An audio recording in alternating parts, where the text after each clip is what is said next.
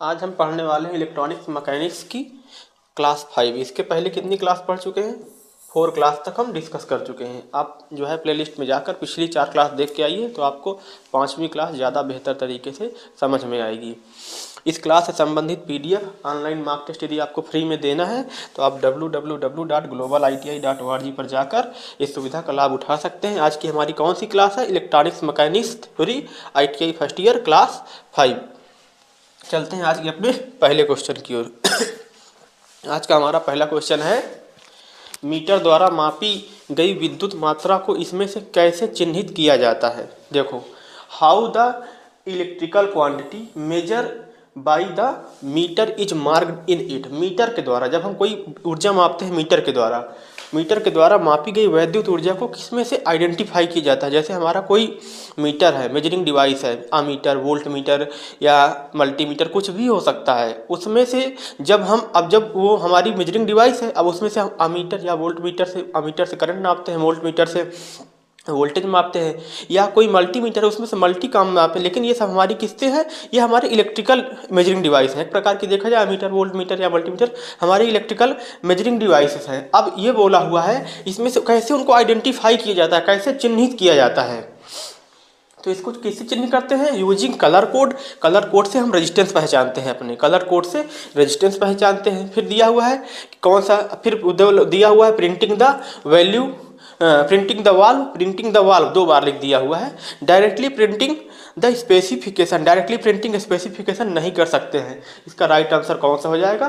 Printing the valve. अब दोनों option में दिया हुआ है printing the valve, printing the valve, तो फिलहाल इसका प्रिंटिंग द वाल्व हम बता देते हैं। चाहे आप डी देखो चाहे सी देखो, लेकिन दोनों में सेम वैल्यू दिया हुआ है। यहाँ पे right answer printing the valve. ठीक, अगला क्वेश्चन दिया हुआ है, what is the meaning of the symbol marked S of the ammeter dial. Ammeter dial पर प्रतीक X का क्या अर्थ है? प्रतीक X, अच्छा, जो दिखाया हुआ है। देखो, ये हमारा डिपेंड करता है, स्थिति बताता है। क्या बताता है? पोजीशन। ये हमारा बताता है पोजीशन इंडिकेटर। ये क्या है? Position indicator. पोजीशन इंडिकेटर ये क्या करता है? पोजीशन का जो हमारी स्थिति है, दिशा है, क्या है? पोजीशन का मतलब होती है स्थिति, स्थिति सूचक।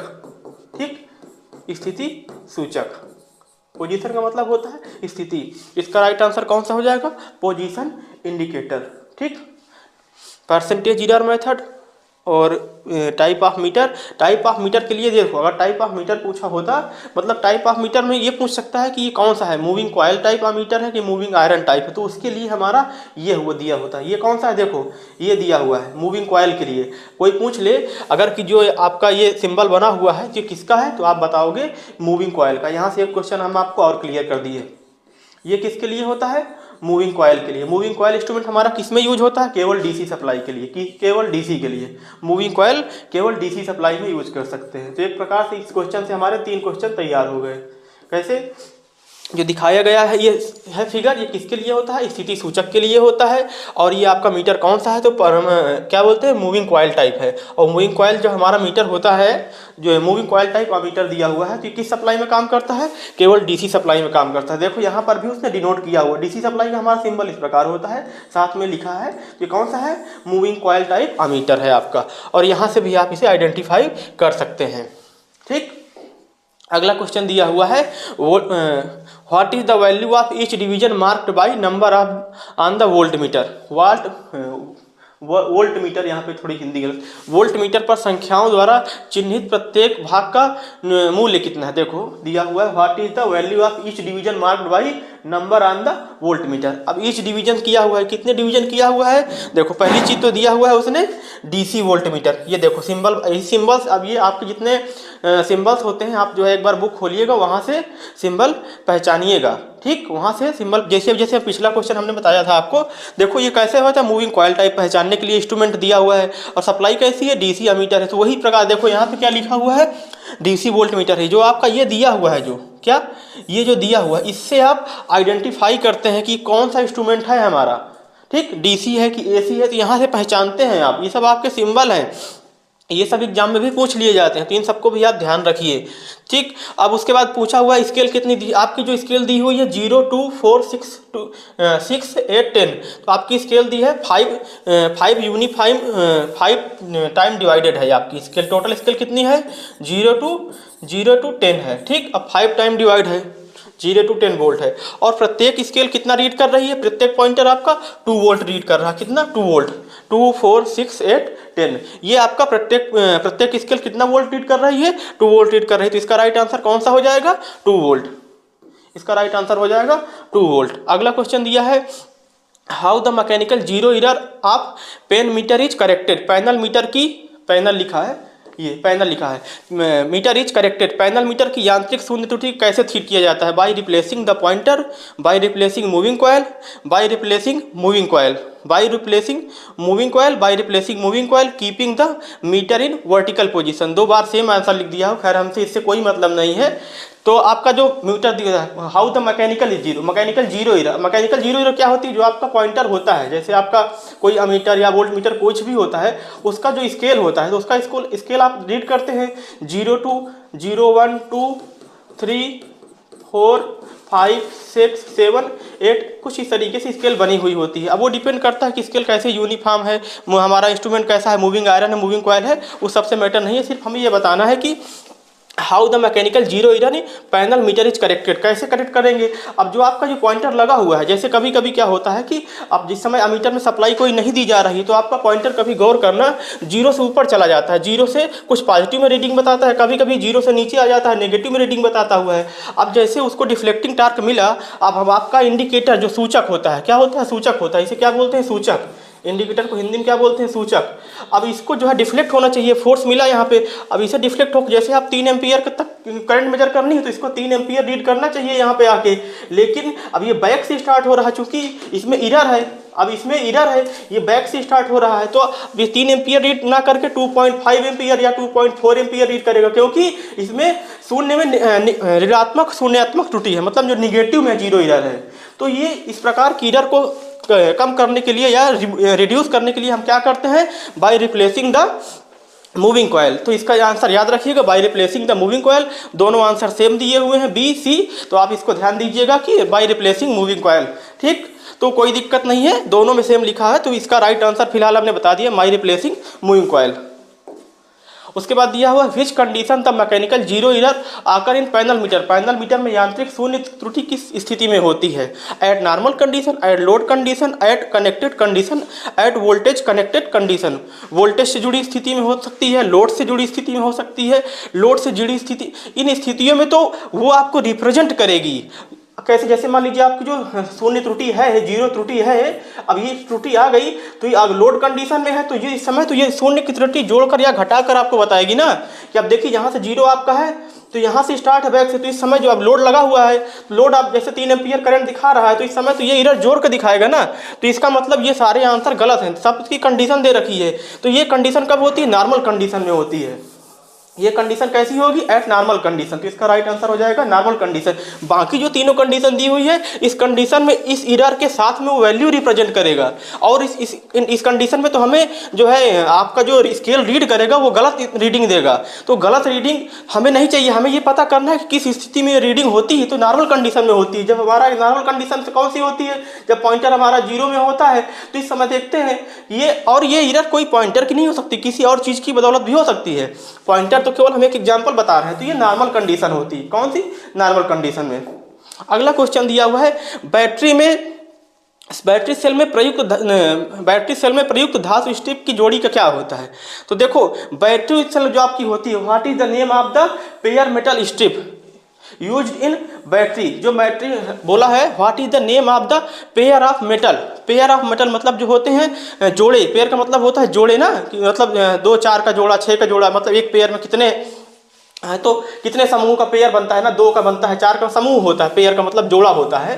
तो जो आपके बैटरी होते हैं उसमें बेसिकली 2 होते हैं, क्या होता है, एक एनोड और कैथोड, एनोड और कैथोड, एनोड और कैथोड, ठीक, दो टर्मिनल होते हैं। आपने देखा होगा जब बैटरी ओपन करते होंगे तो एनोड कैथोड का जो इंटरनल पार्ट देखते होंगे तो वहाँ पे आप उनको किस फॉर्म से पहचानते हैं, तो आपने देखा होगा कि जो आपके दिया हुआ what is the name of the pair metal strip, तो वो किसके होते हैं, वो उनको क्या बोलते हैं, उन्हीं को हम इलेक्ट्रोड बोलते हैं। जब बैटरी का कभी आप इंटरनल कंस्ट्रक्शन ओपन करना तो बिल्कुल प्लेट क्या होती हैं, सेपरेटर क्या होते हैं, डिवाइडर क्या होते हैं, वेंट कैप क्या होते हैं, कभी बैटरी लीजिएगा पूरा उसके जितने चीज़ें हैं देखने की कोशिश करिए, बहुत जल्दी समझ जाएंगे। तो वो हमारे क्या होते हैं, वो हमारे इलेक्ट्रोड होते हैं। ठीक, वो हमारे क्या होते हैं, इलेक्ट्रोड होते हैं। अगला क्वेश्चन दिया हुआ है, अगला क्वेश्चन दिया है, अगला क्वेश्चन क्या दिया हुआ है, which electrolyte is used in lead acid battery, lead acid battery में किस इलेक्ट्रोलाइट का उपयोग किया जाता है। तो लेड एसिड बैटरी में हमने आप जब बैटरी पढ़ाया था तो बैटरी का शायद आपको नहीं बताया, बता देते हैं। बैटरी में कौन सा यूज करते हैं, लेड एसिड बैटरी में किस इलेक्ट्रोलाइट का यूज करते हैं, तो लेड एसिड बैटरी की बात किया है तो वहाँ पे हम यूज करते हैं अपने सल्फ्यूरिक एसिड का। किसका यूज करते हैं, सल्फ्यूरिक एसिड का।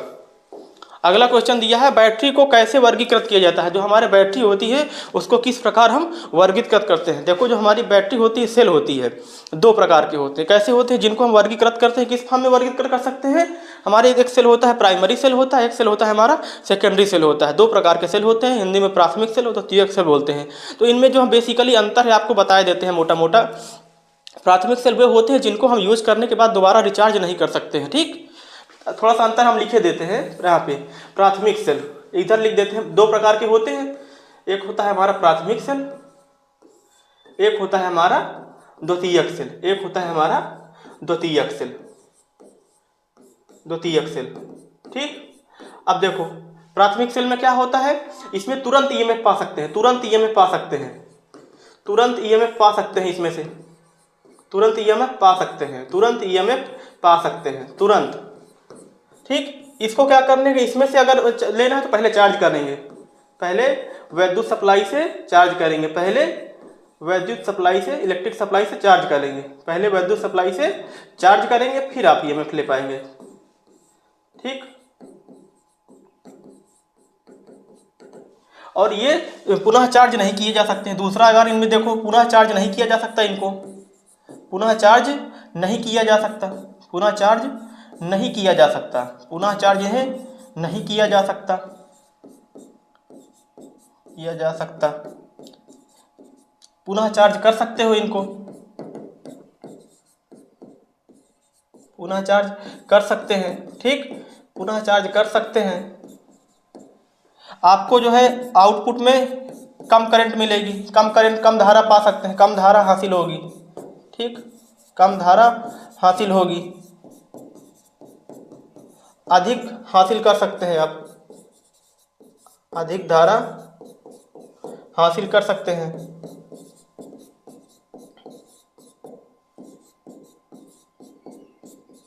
ठीक, उसके बाद इसका एग्जांपल कैसे हो गया, जैसे lead acid cell, lead acid cell, lead acid cell इसका एग्जांपल। इसमें के देखें आपका वोल्टाइक सेल हो गया, डेनियल सेल हो गया, लेक्लांसे सेल हो गया, ये इधर इसके हो गए, किसके, प्राइमरी के। कौन से हो गए, आपका जो है वोल्टाइक सेल हो गया, वोल्टाइक सेल, वोल्टाइक सेल हो गया। उसके बाद डेनियल सेल हो गया, मरकरी आ गया, मरकरी सेल। तो इस प्रकार ये मुख्यतः कितने प्रकार के होते हैं आपके प्राइमरी, 6 प्रकार के होते हैं सेल, प्राइमरी सेल। और सेकेंडरी सेल मुख्यतः कितने प्रकार के होते हैं, 3 प्रकार के होते हैं। ठीक, तो ये हमने मोटा मोटा आपको आंसर बताने, थोड़ा सा डिफरेंस बताने की कोशिश की। और जो हमारे सेकेंडरी सेल क्या होते हैं, रिचार्जेबल होते हैं, इनको पुनः से रिचार्ज करके हम यूटिलाइज कर सकते हैं। लेकिन हमारे जो प्राइमरी सेल होते हैं, और दूसरी चीज़ प्राइमरी सेल क्या होते हैं, ये आकार में छोटे होते हैं द्वितीयक सेल की तुलना में। क्या होते हैं, प्राइमरी सेल आकार में छोटे होते हैं, छोटे होते हैं primary cell, primary cell, primary cell आकार में छोटे होते हैं, साइज में। ठीक, आकार में छोटे होते हैं, साइज में स्मॉल होते हैं, छोटे होते हैं, किसके कंपैरिजन में, सेकेंडरी के। तो ये बेसिकली हमने अंतर बताने की कोशिश की प्राइमरी और सेकेंडरी सेल के बारे में। How battery are classified, battery को कैसे वर्गीकृत किया जा सकता है, तो dry cell and alkaline cell, button cell and lithium cell, primary cell and secondary cell. तो देखो हमने बताया आपको किस प्रकार से क्लासीफाई कर सकते हैं, प्राइमरी सेल और सेकेंडरी सेल के मतलब फॉर्म में आप इनको क्लासीफाइड कर सकते हैं। ठीक, ये हुआ बैटरी का क्लासिफिकेशन। तो आप जान गए हमारे जो सेल होते हैं कितने प्रकार के हो सकते हैं, 2 प्रकार के हो सकते हैं। और सेल और बैटरी में फ़र्क इतना है कि जो आप कोई एक चीज़ होता है उसको सेल बोलते हैं। जैसे अब बहुत सारे सेल का आप कॉम्बिनेशन कर लें, सीरीज कॉम्बिनेशन या पैरेलल कॉम्बिनेशन, तो combination of cell is called battery. यदि सेलों को बहुत सारे सेल को समूह में, श्रेणी या में या समांतर में कनेक्ट कर लें तो उसी को हम बैटरी बोलते हैं। बैटरी और सेल में कोई विशेष अंतर नहीं है। ज़्यादातर आपने देखा होगा बैटरी कनेक्टेड होती है सीरीज में और पैरेलल में। आपको वोल्टेज कब चाहिए, आपको करंट कब चाहिए, उसी के अकॉर्डिंग उनका कनेक्शन कर लेते हैं, सीरीज या पैरेलल। अगला क्वेश्चन दिया हुआ है, what is the rated output voltage of silver oxide cell. Silver oxide cell को रेटेड आउटपुट क्या है।